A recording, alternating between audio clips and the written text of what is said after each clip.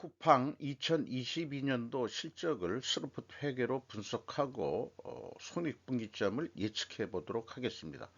매출 46.2% 증가했고요. 영업손실은 92.3%가 개선됐습니다. 상품 회전율은 9.7 회전으로 산출이 됩니다. 그리고 2023년 손익분기점 매출의 금액으로는 31조 7천억 정도를 해야 손익분기점이라고 그렇게 예측을 해 봤습니다. 내용이 좋았다고 생각하시면 구독, 좋아요 부탁드리겠습니다. 원가회계 손익으로서 매출이 25조 7천억 원대를 달성해서 26.5% 증가했고요. 2년 연속 전년도는 46.2% 증가했었습니다. 상품 재고는 유사하게 따라가서 증가했고요. 2021년도에는 좀 적게 증가가 됐습니다. 매출 증가보다.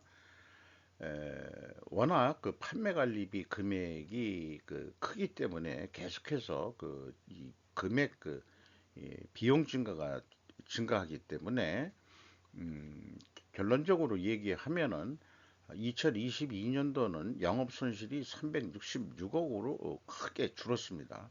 그런데 2021년에는 영업 손실이 1조 1,710억 원이나 나왔습니다. 그리고 2020년도 또 연속 적자였고요.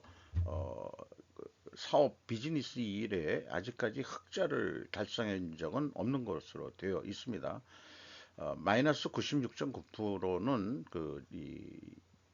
그만큼 손실이 줄었다는 뜻이 되겠습니다. 그리고 전년도에는 113.2% 영업 손실이 크게 증가를 했죠. 요것은 물류센터 화재에 의한 손실이 반영된 것으로 그렇게 보입니다. 2021년도에 물류센터 화재가 발생한 게 뉴스가 대대적으로 나온 적이 있습니다.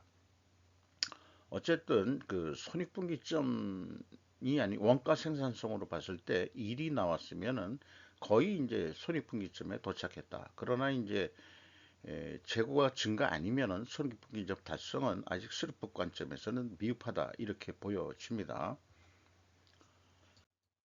야후 쪽 이 손익계산서를 한번 살펴봤어요. 그런데 여기 나와 있는 2022년도 요거 1000달러 기준입니다.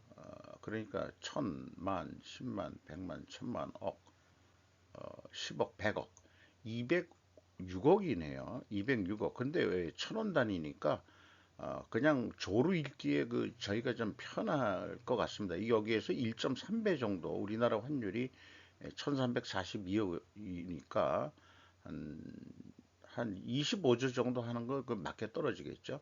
근데 여기에 이제 TTM이라는 거를 먼저 소개를 하고 있습니다. 이것이 이제 22조, 그러니까 여기서 또 1.3배를 하면은 한 28조 정도 매출 정도가 일어난 거라고 좀 볼 수 있겠어요. 연속적으로 매출은 급신장하고 있습니다. 여기 맨 마지막에 단기 순이익이 있고, 그 다음에 이제 오퍼레이팅 인컴이 이제 영업 이익으로 봐지는데요. TTM적으로는 이 흑자로 나타납니다.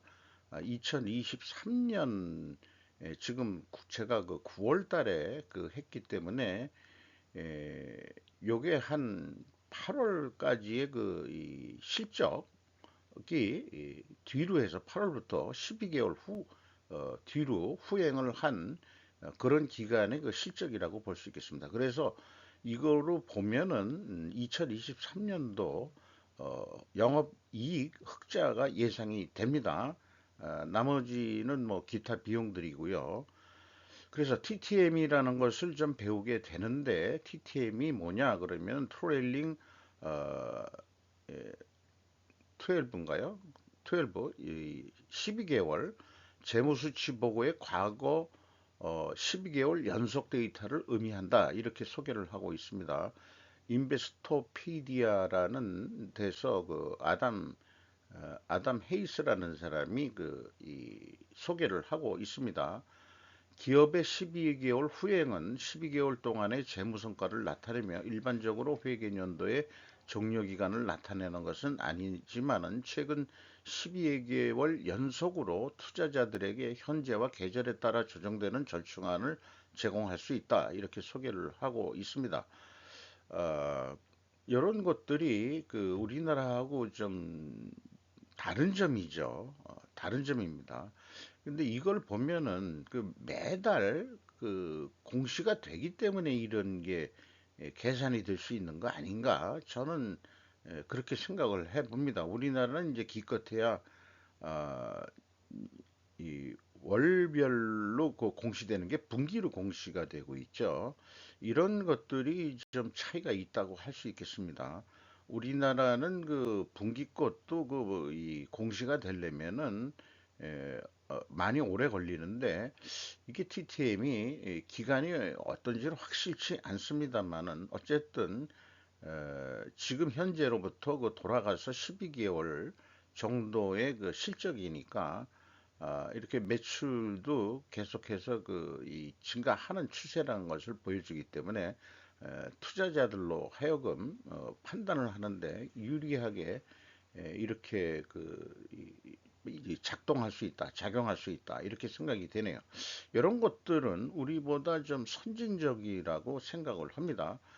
쿠팡이 미국에 왜 상장을 했을까라는 면도 개인적으로 생각을 다시 해보게 됩니다. 스루포트 회계로 분석한 내용은 어, 이 매출에 비례하는 매출 재료비는 뭐 매출 원가라고 해도 이상은 없겠어요. 상품 유통업이기 때문에 제조업하고 좀 틀린 건 아니니까 어쨌든 좀 차이는 있습니다. 그래도 어, 이 매출 증가율보다 매출 재료비 증가율이 덜 상승했기 때문에 원재료 가격이 하락했다라고 이렇게 추론할 수 있겠습니다. 그리고 스루풋율이 4.3% 상승했어요. 요거가 좀 좋은 조짐이고요. 그 다음에 운영 비용이 21.6% 증가해서 어, 생산성은 0.16 상승을 했고요. 스루풋상으로도 0.99면은 거의 이제 손익분기점 수준에 왔다. 이렇게 볼 수 있겠습니다.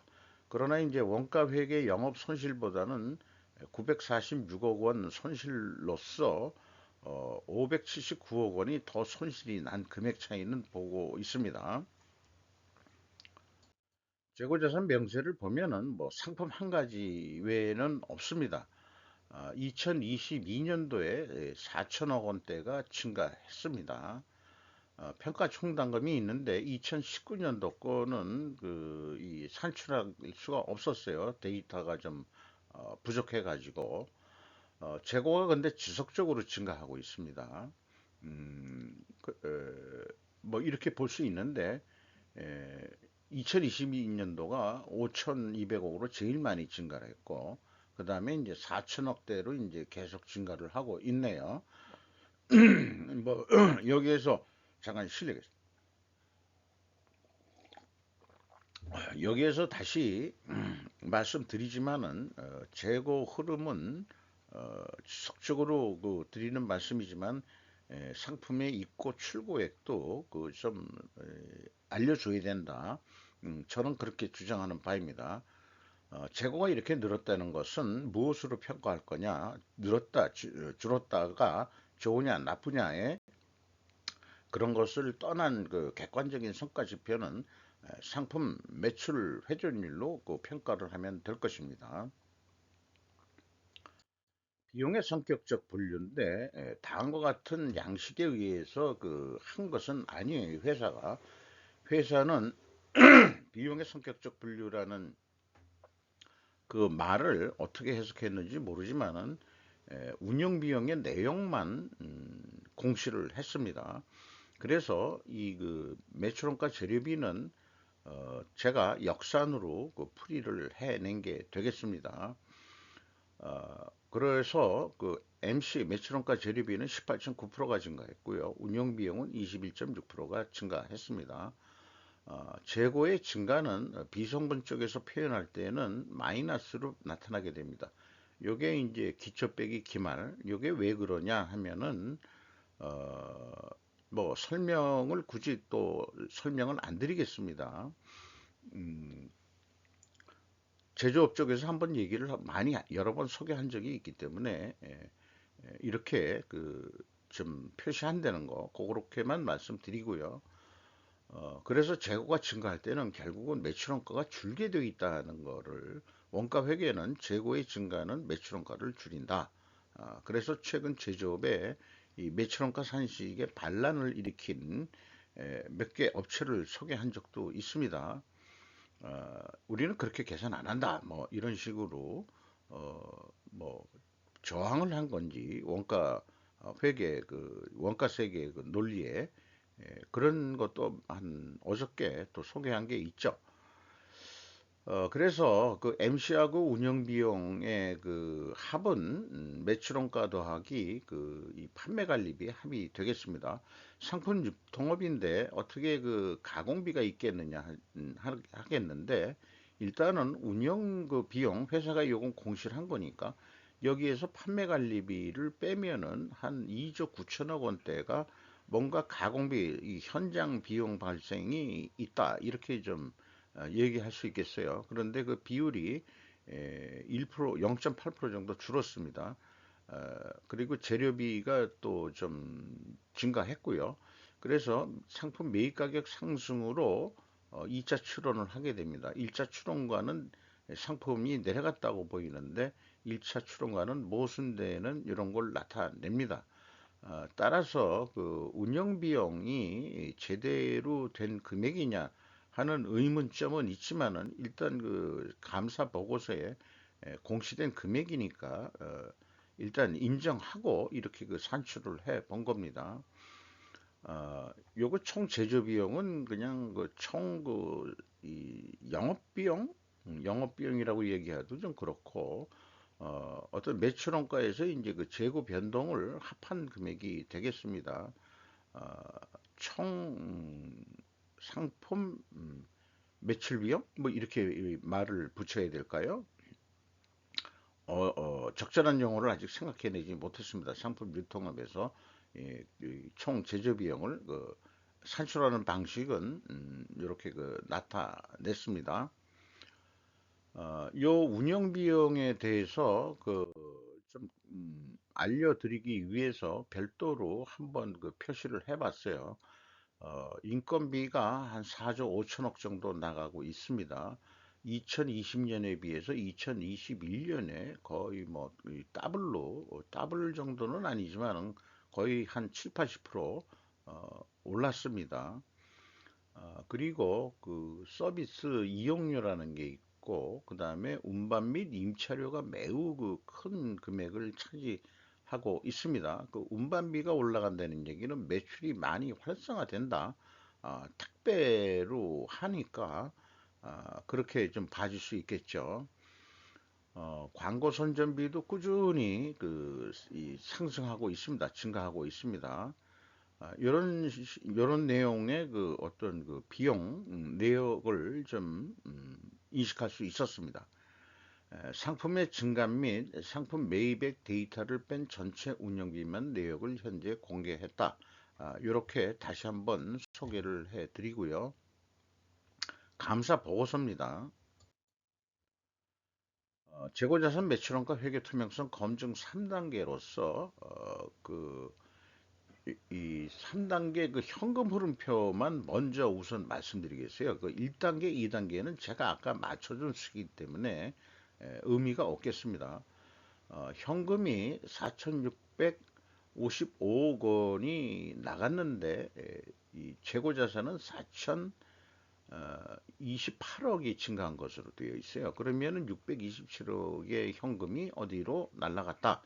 이런 얘기인데 그게 뭐이냐 그러면은 재고자산 평가 손실이 그 산출이 됩니다.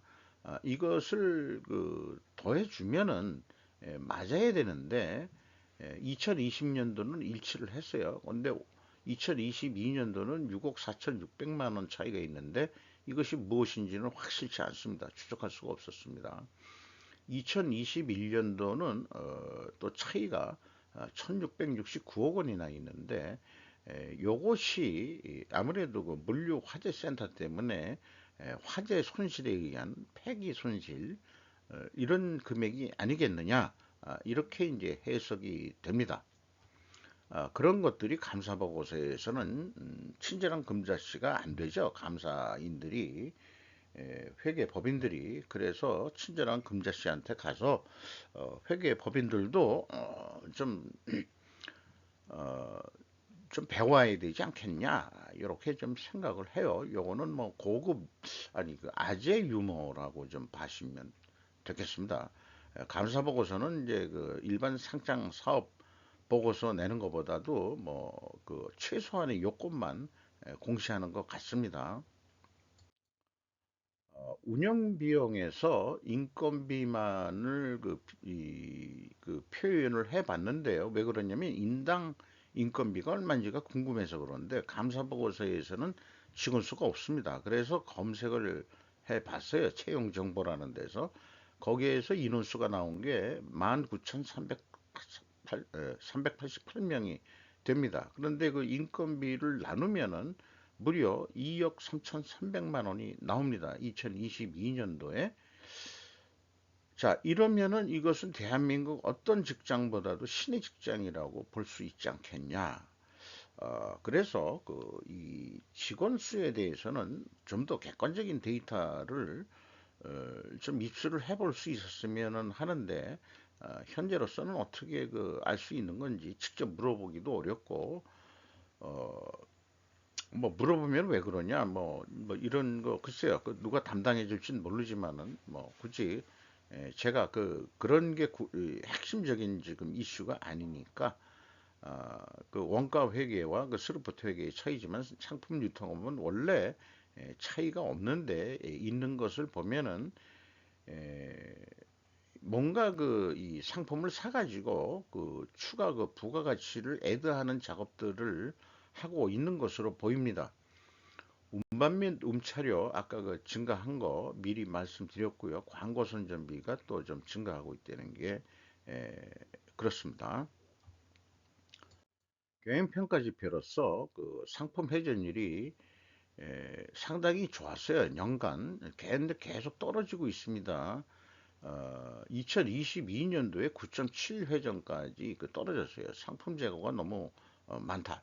구색이 좀 맞추기 위해서 그런 건지 어떤지 모르지만은 어, 이 원가 회계는 재고의 증가는 이익이 증가하기 때문에 이익을 빨리 실현하려고 상품 재고를 늘리고 있는 거 아닌가라는 생각을 해봅니다. 어쨌든 재고 회전율은 떨어졌고 그 다음에 스루픈율은 상승을 했어요.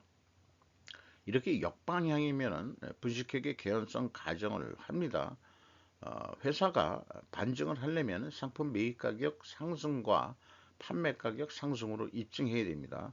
근데 아까 손익계산서상으로는 어, 상품 매입 가격이 하락했다고 추론이 되고 비용 쪽에서는 상승했다고 추론이 되고 반증을 하기 위해서는 상승했다라고 반증 추론이 나오게 됩니다.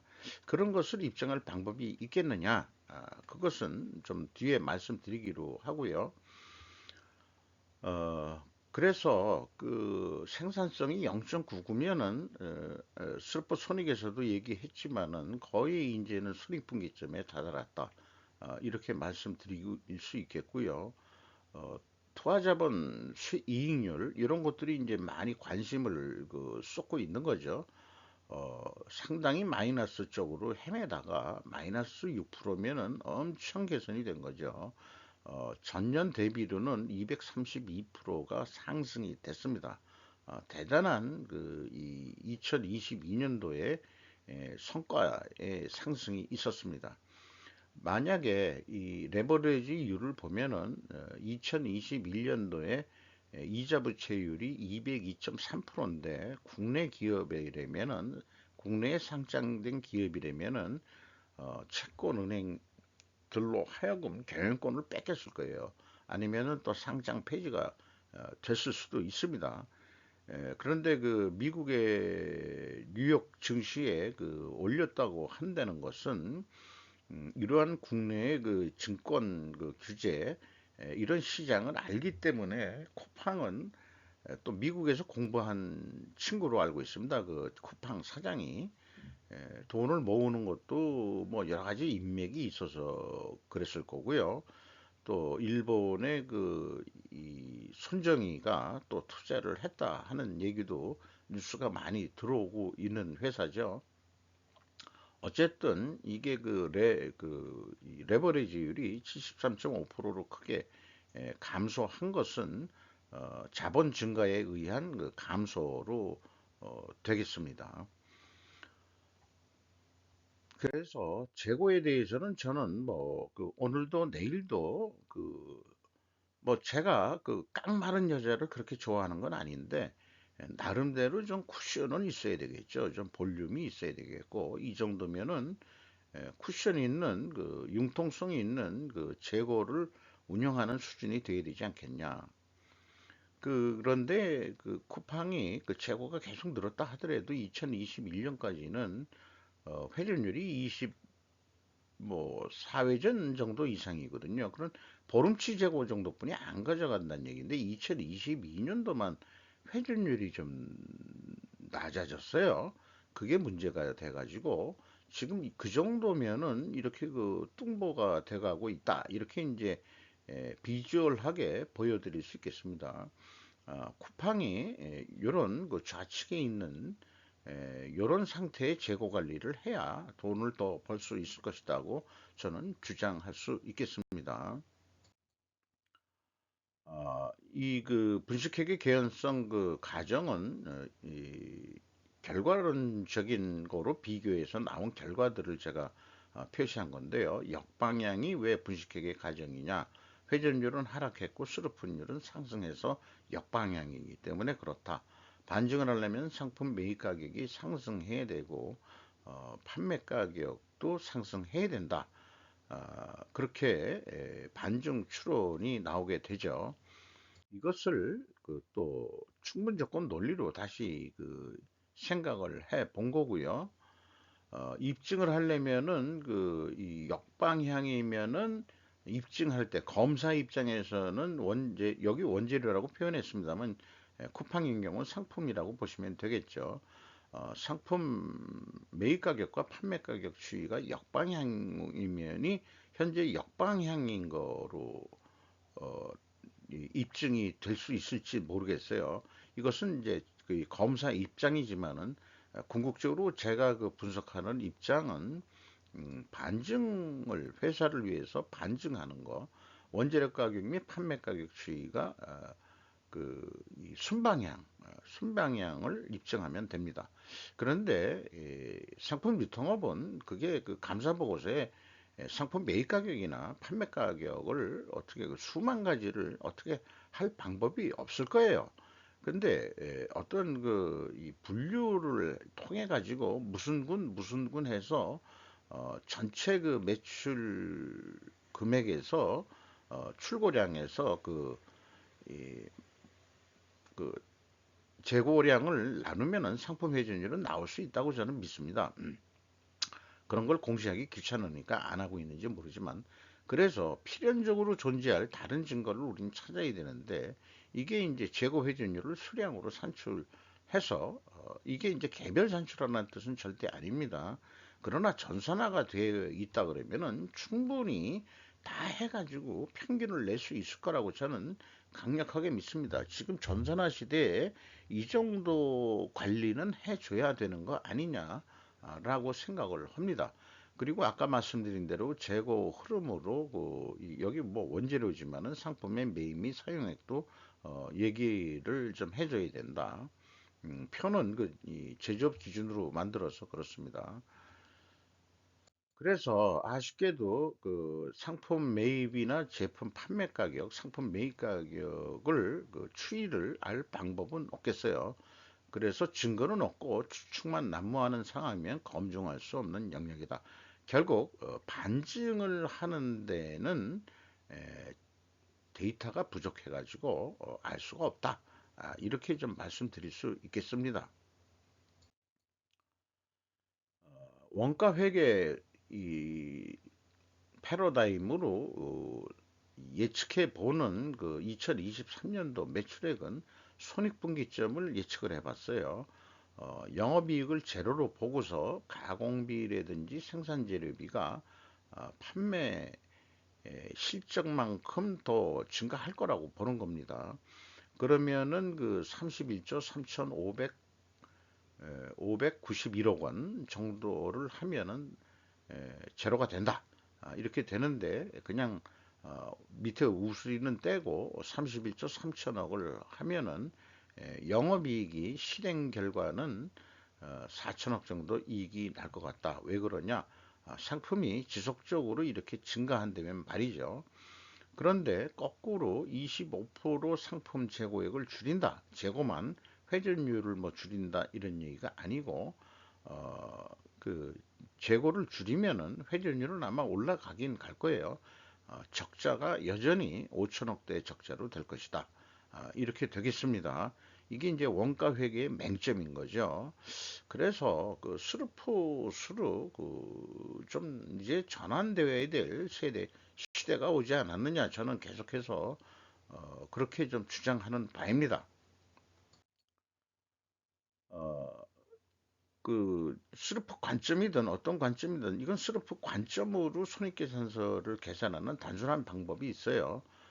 운영 비용은 그 약 22%가 실적적으로 증가했기 때문에 계속해서 증가한다고 보고 또 변수는 여러 가지 있겠지만은 영업이익을 제로로 했을 때 이 운영 비용 나누기 매출액을 합니다. 산식은 간단합니다. 그러면은 31조 6,832억 원이 손익분기점 매출액이 되겠습니다. 그래서 이렇게 그 예측을 하게 되는데 제한가는 손익분기점은 그렇게 했지만은 이 예가는 그 계획한 것은 그 상품의 그 이 매출 재료비 성격의 그 매출 양의 추이의 그 증가 뭐 이런 거를 감안했을 때는 30조 9천억 아니 30조 9천억 정도가 나오게 됩니다. 이거를 30조 9천억이라고 그냥 우스리 떼고 이렇게 하면은 역시 2,800억 정도의 그 흑자가 이제 예상이 되는데 이것을 흑자로 돌아서는 방법은 재고 회전율을 작년에 9.7%까지 떨어진 거를 한 11%, 원래 그 실적이 20 몇 프로까지 했던 데인데 규모가 방대하게 커지면서 구색이 좀 넓어지면서 상품 취급 품목들이 늘었는지 재고 회전율이 일반적인 그 제조업처럼 한 12회전만 하더라도 엄청 잘하는 겁니다. 제조업에서는. 근데 이제 상품 유통업은 더 좀 제조업보다는 더 높아야 될 거예요. 그 옛날 실적인 그 과거 한 2, 3년 전에 실적인 20회전 이상은 좀 해야 연간 24회전 한다 그러면은 한 달에 한 두 번 정도 회전하는 그런 수준은 좀 돼야 되지 않을까 싶습니다. 그러면은 11회전 하면은 매출은 35조 정도 하게 됩니다. 이때 이제 그 1조 1천억 원에 크게 그 흑자가 나는 변화가 일어날 수 있다고 저는 그렇게 봅니다. 지금까지 말씀드린 내용은 이 재고의 그 증가, 감소에 따른 어떤 나타나는 형태를, 결과를 정리한 건데요. 재고의 증가는 원가 회계 영업이익보다 이익이 감소하게 나오게 돼 있고, 그러니까 손실액이 그 더 나왔죠. 그리고 판매 예가는 원가 회계보다 일반적으로 낮게 나오게 되어 있습니다. 예가가 높게 나올 경우는 어떤 특별 원인을 추적을 해야 되고요. 그 손익분기점이 거꾸로 이 경우에는 제가 그 운영 비용이나 그 매출 재료비를 적절히 그 조절을 해가지고 손익분기점 근처로 그 계산을 좀 확인한 거예요. 그러긴 합니다. 그러니까 어떤 예측이라기보다는 사업 계획을 목표를 잡는 계획, 목표 예측이라고 좀 볼 수 있겠죠. 이런 식으로 좀 이해를 좀 해주시면 좋지 않을까 싶습니다. 그리고 연간 사업 보고서 할 때는 제가 재무지표도 이 분석을 해 보는데, 캐펙스 비유동산 자본적 투자는 연속해서 거의 뭐 지금 2022년도에 8천억 투자를 했고, 그 다음에 2021년도에는 9,800, 거의 1조 원이나 투자를 했어요. 2021년도에 자본 증가도 있었다고 보여지는데, 자관 어떤 이 물류 창고를 증가시키는 건지 어떤 건지 모르지만은 어, 그 종속회사에 대한 투자도 좀 많이 있는 거고요. 그렇습니다. 그래서 그 종속기업 투자 비율은 자본이 증가해서 좀 내려간 거로는 되어 있습니다.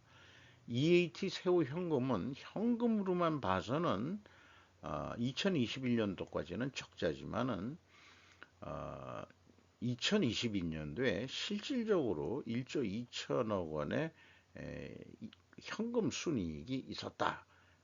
이렇게 분석이 됩니다. 이런 그 구체적인 내용들은 이제 별도의 어떤 팩터이기 때문에 비용금 비용이라든가 이런 거를 다 다시 수정해 가지고 작업하는 작업입니다. 그리고 이 EAT가 그 투하 자본에 대한 현금 수익률로는 81.3%나 나오게 됩니다. 플러스로요. 현금 수익률이 이렇게 좋다 이거죠. 그리고 레버리지율은 내려갔어요. 이것은 이 자본 증가로 인한 결과가 되겠습니다. 주주임기어 현금으로 이제 마이너스로 나오는 것은 투자자들이 더 돈을 투자를 했다는 얘기죠. 작년에는 2021년도에는 거의 1조 5천억을 자본 증자를 했고, 그 다음에 2022년도에는 1조 원의 자본 증자를 했습니다. 어, 최종적으로 이 1조 원의 현금이 아니 최종적으로 2,579억 원의 현금이 나갔습니다. 그 다음에 이제 그 2021년도에는 1조 원의 현금이 나간 것으로 그렇게 됩니다. 그리고 그 CBRR이라는 것은 그 현금 보율이라고 볼 수 있는데요. 이게 그 약합니다. 쓰는 그 비용에 대해서는 현금 보유율이 보통 이거 안정적이면은 한 25% 정도는 좀 있어야 되는데 돈은 좀 딸린다. 그렇겠죠. 어, 그리고 이익 잉여금이란 것은 이제 계속 그 적자를 보고 있으니까 이익 이 손실금률이라고 볼 수 있겠죠. 마이너스 98.1%로 많이 그래도 개선은 됐습니다. 요것은 그 재무 상태표고요. 요약한 겁니다. 총 자산이 9조 5천억 정도 되는 회사입니다. 이 9조 5천억 되는 회사의 주가는 약 한 40조까지 지금 이제 그 뉴욕 증시에서 평가를 받고 있습니다. 이마트나 뭐 이마트에 대해서 소개를 한 적이 있습니다. 어, 이 장부 가격의 그 18%뿐이 그 지금 시가가 국내에서는 그 안 돼 있는데, 쿠팡은 이 9조 5천억짜리가 얼마로 평가되고 있는지 이제 좀 마지막으로 좀 알아보도록 하겠습니다. 쿠팡 주식회사의 주가는 어저께 제가 이거를 캡처한 건데요. 17달러 14센트입니다. 그래서 요거를 1년 단위로 그래프를 보면은 뭐 그냥 뭐 그렇게 뭐 작년도 1년 수준 계속 유지하고 있는 것 같습니다. 17불 14센트로 그것을 그 원화 어저께 환율로 1342원으로 하면은 22,985원. 그리고 총 발행 주식수는 어디 그 총 발행 주식수가 이 야후 그 자료에서는 좀 뭐 합계액이 어디 없더라고요. 그래가지고 SB 인베스트먼트 여기 그 영국 투자 회사의 그 지분 주식수 요거하고 그 비율을 역산해 가지고 풀이를 하면은 한 1조 6천억 정도의 그 발행 주식수가 있는 거 아니냐. 그런데 이제 액면가가 그러면 9.1달러가 나오게 됩니다. 이런 식이 있을 수 있는 이제 보통 10달러 아닐까 이렇게 생각을 하는데 잠깐 실례하겠습니다. 오늘따라 이렇게 보기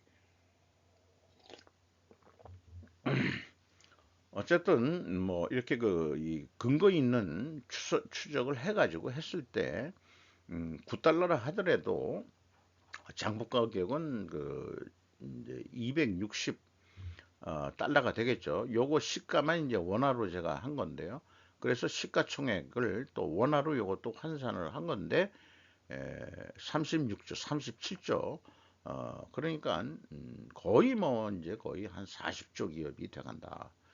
근데 이거 이마트가 한 2조 원뿐이 안 되거든요. 매출액은 유사한데. 그래서 그 올해 2023년도에 아마 그 역전이 될 것이다. 그래서 그 이 이마트 신세계 그룹의 총 매출액을 뛰어넘는 그런 쿠팡이 되지 않겠냐 이렇게 생각하고 다음에 어떤 기회가 있으면은 직원 수를 객관적으로 좀 저도 좀 알아봐 가지고 과연 거기 일하시는 분들의 평균 연봉이 과연 신의 직장인지 다시 한번 확인해 보고 싶은 그런 기분이 있네요. 좀 나름대로 그 이 좀 천천히 하면서 저도 생각해 가면서 하다 보니까 오래 걸렸는데 부디 이것을 1.5배속 이상으로 보셨기를 바람하지 않습니다. 내용이 좀 충실했다 생각하시면은 좀 구독, 좋아요 좀 부탁드리겠습니다. 여기 요 밑에 위에 얘기는 한마디 그래도 하고 넘어가야 되겠네요. 영업은 한국에서 하는데 상장은 미국에서 한 사례다. 과히 의료병 금융 시대다라고 생각하게 됩니다. 자본 거래는 국경이 없다. 이렇게 말씀드리면서 마치도록 하겠습니다.